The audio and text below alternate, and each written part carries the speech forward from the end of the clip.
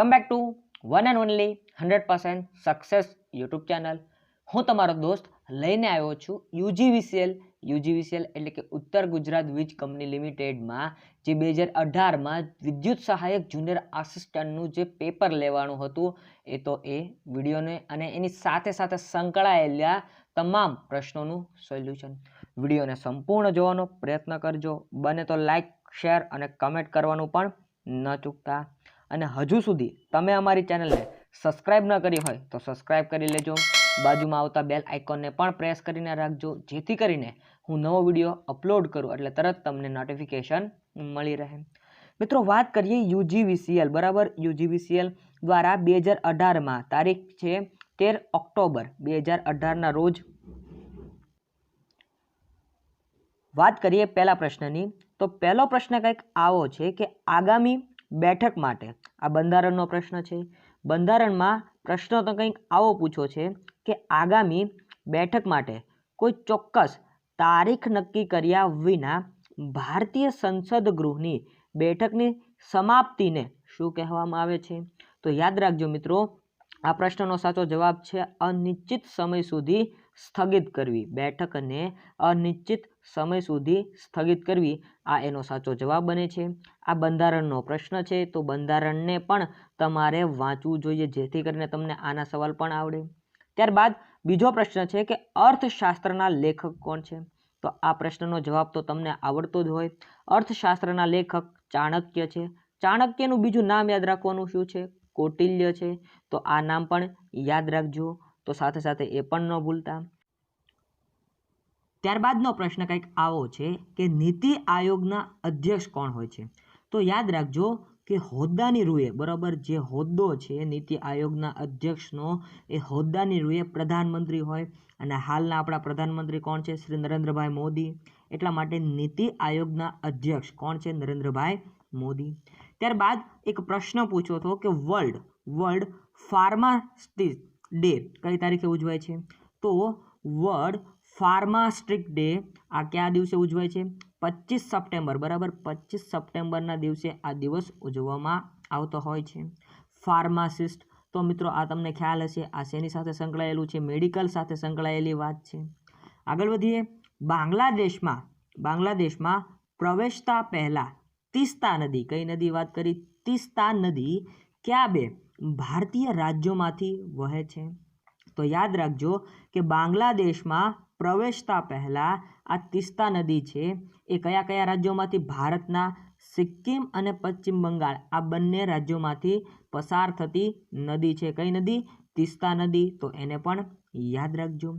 ત્યારબાદનો પ્રશ્ન કંઈક આવો છે કે 19મી સદીના પાછલા દાયકામાં અલીગઢ મુસ્લિમ ચળવળ એ બ્રિટિશ ભારતની મુસ્લિમ વસ્તી માટે આધુનિક શિક્ષણની પ્રણાલી પ્રસ્થાપિત કરવા માટેની ઝુંબેશ હતી। આ ચળવળ શરૂ કોણે કરી હતી? પ્રશ્ન કંઈક આવો છે, લાંબુ કહીને કીધો છે કે આ ચળવળ શરૂ કોણે કરી હતી? તો એ ચળવળના રચયિતા આવું કહી શકાય તો સર સૈયદ અહમદ ખાન। કોણ હતા?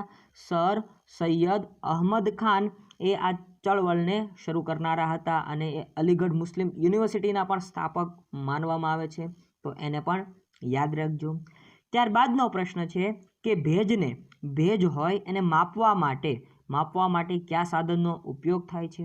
તો હાઇગ્રોમીટર આ સાધનનું નામ છે। ભેજને માપવા માટે આ સાધનનો ઉપયોગ થતો હોય છે। ત્યારબાદ કંપની એક્ટ, પહેલાં તો આટલું યાદ રાખવાનું કે કંપની એક્ટ આવ્યો ક્યારે? તો 2013માં આવ્યો હતો। તો આ કંપની એક્ટ 2013 મુજબ સરકારી કંપનીમાં સરકારનો હિસ્સો કેટલો હોય છે? 51% જેટલો, અથવા તો 51% અથવા એનાથી વધુ મૂડીનો સરકારી કંપનીમાં સરકારનો બરોબર, ગવર્મેન્ટ કંપની હોય એમાં સરકારનો હિસ્સો 51% કરતાં વધુ હોય, તો એ પણ યાદ રાખજો। ત્યારબાદ બેઝિકનું પૂરું નામ પૂછું, જો આ કમ્પ્યુટરના પ્રશ્નો છે તો કમ્પ્યુટર સિરીઝના તમે પહેલાંના વિડીયો ન જોયા હોય તો એ પણ જોઈ લેજો, જે અહીંયા આઈ બટનમાં તમને જોવા મળશે, કારણ કે એ પણ 40 જેટલા વિડીયો છે જે સારા એવા બનાવેલા છે। વાત કરીએ બેઝિકનું પૂરું નામ શું છે? તો beginners all purpose symbolic instruction code, આ બેઝિકનું ફૂલ ફોર્મ છે. આ શું છે? બેઝિકનું ફૂલ ફોર્મ છે. તમે સ્પેલિંગ સાથે યાદ રાખજો જેથી કરીને તમારે ટીક કરવામાં મિસ્ટેક ન થાય. ત્યારબાદનો પ્રશ્ન છે, આવું જ એક ફૂલ ફોર્મ પૂછેલું છે, GIF એટલે કે ગિફનું વિસ્તૃત રૂપ શું છે? બરાબર, તો ગ્રાફિક ઇન્ટરચેન્જ ફોર્મેટ. શું છે એનું full form? Graphics interchange format એ એનું ફૂલ ફોર્મ છે. તો એને પણ યાદ રાખજો, ગ્રાફિક્સ ઇન્ટરચેન્જ ફોર્મેટ. ત્યારબાદ આગળ વધીએ. સક્રિય વિન્ડો અથવા ડોક્યુમેન્ટને બંધ કરવા માટેની શોર્ટકટ કી ખાલી જગ્યાનું સંયોજન કયું છે? આવું પૂછ્યું છે. તો આનો જવાબ શું બને? Ctrl+W. આના વડે ડોક્યુમેન્ટ બંધ કરવા માટેની એક શોર્ટકટ કી નું સર્જન થતું હોય છે. તો યાદ રાખજો, કોઈ પણ ડોક્યુમેન્ટ ઓપન હોય, ખુલ્લું હોય, એને બંધ કરવા માટે શેનો ઉપયોગ થાય? Ctrl+W નો ઉપયોગ થતો હોય છે. ત્યારબાદ નીચેનામાંથી કઈ એક ઇનપુટ ડિવાઇસ છે? જો મિત્રો ઇનપુટ ડિવાઇસ શું છે એ તમારે જાણવું હોય તો કમ્પ્યુટરના વિડીયો અહીંયા આપેલા છે, ત્યાં જઈને જોઈ શકો છો. તો આમાંથી તમને ઇનપુટ ડિવાઇસ પૂછું તો તમારો જવાબ પણ આવી ગયો છે, કીબોર્ડ. એ શું છે? એક ઇનપુટ ડિવાઇસ છે. તો યાદ રાખજો, આ બેઝિક ઇનપુટ ડિવાઇસ તરીકે પણ આનો ઉપયોગ થતો હોય છે. તો એને પણ યાદ રાખજો. ત્યારબાદ 2 પ્રકારની કમ્પ્યુટર મેમરી ડિવાઇસ કઈ છે? આવું પૂછું. બરાબર, 2 પ્રકારની કમ્પ્યુટરની મેમરી હોય છે. તમે જોઈ શકો છો, એક તો રેમ હોય અને એક તો રોમ હોય. બરાબર, રેમ અને રોમ આના ફૂલ ફોર્મ પૂછાય. Random access memory, read only memory. તો આ ફૂલ ફોર્મ પણ યાદ રાખજો, કારણ કે કોમ્પિટિટિવ એક્ઝામમાં આવા ફૂલ ફોર્મ પણ પૂછાતા હોય છે. રેમનું full form random access memory અને રોમનું full form read only memory. બરાબર, એ અને ઓમાં કન્ફ્યુઝ ન થાય.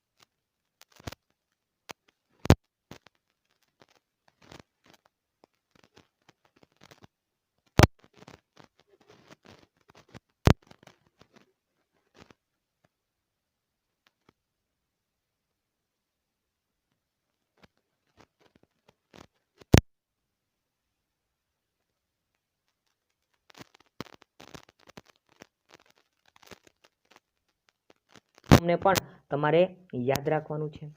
MS ઓફિસમાં ડેટાબેઝ ટૂલ શું છે?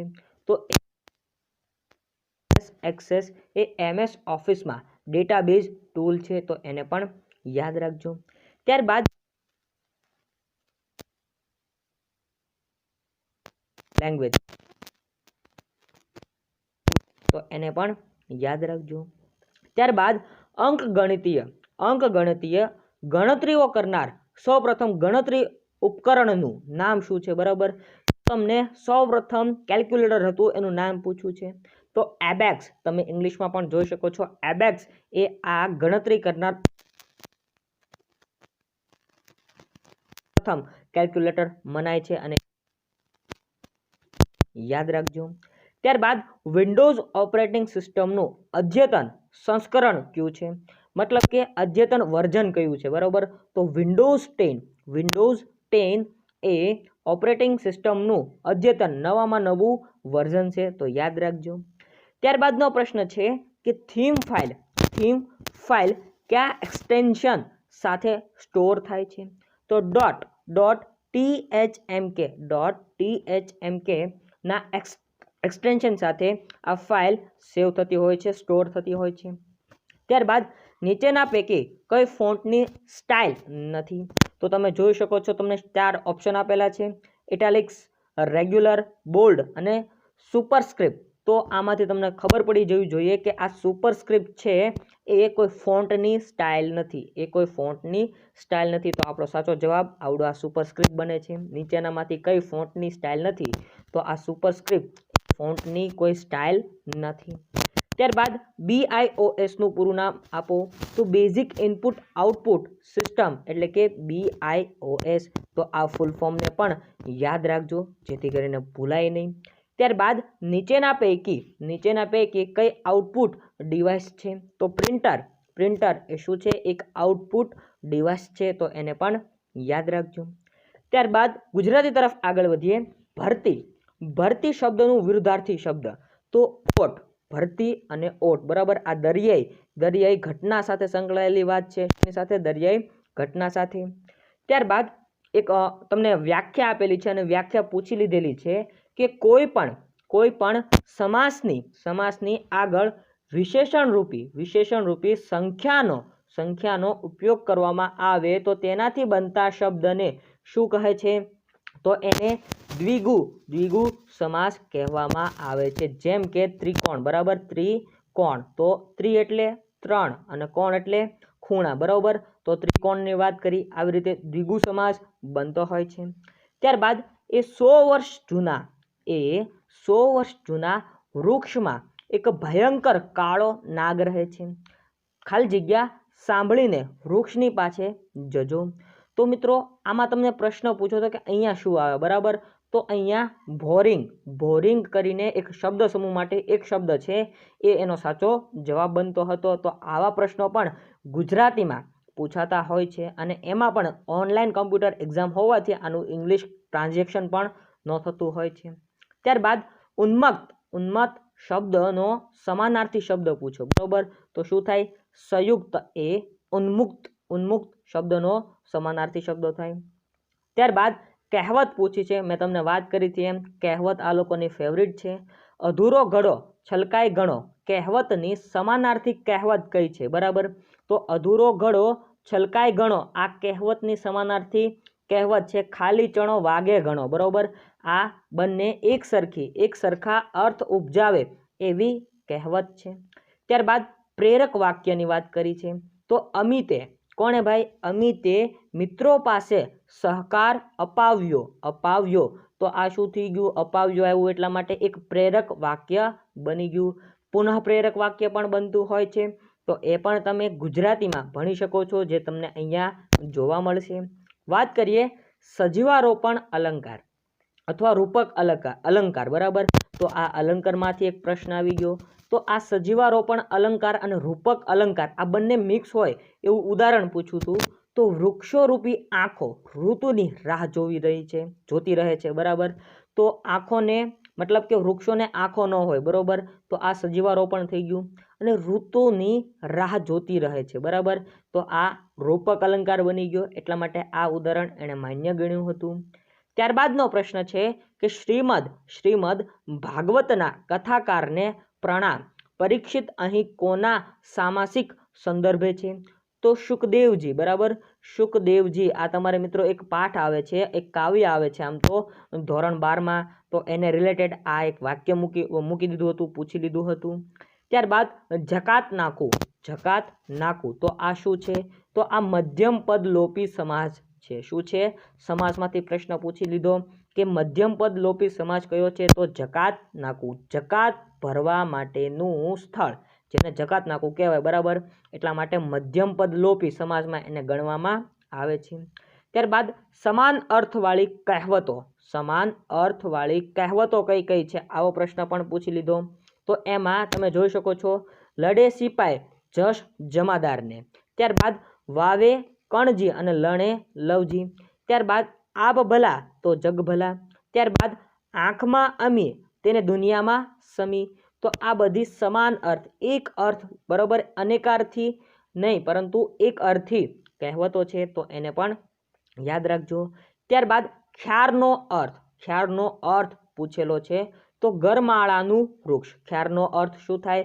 ગરમાળાનું વૃક્ષ એટલે 4 તો એ પણ યાદ રાખજો. ત્યારબાદ આગળ વધીએ અને ઇંગ્લિશના પ્રશ્નોનું સોલ્યુશન કરીએ.